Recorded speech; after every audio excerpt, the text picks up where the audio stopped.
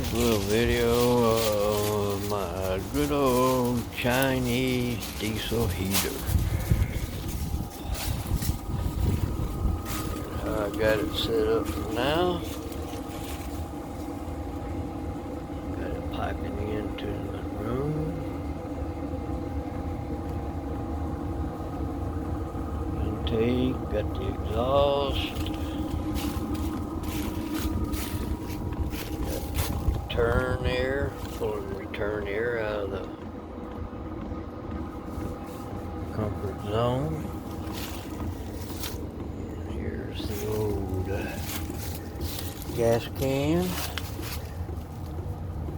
Holds about 5 gallons. It comes with the kit.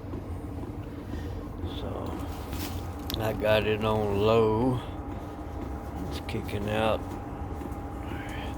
above 160 degrees, so I will use this on heat 1 during the night because I have to run my electric heater. I do have a carbon monoxide detector inside, but everything's so isolated. We're supposed to get pretty cold here this week and further, so I want to burn up my electric heater in one session. So we'll holler at y'all later. Whitebeard the Traveler.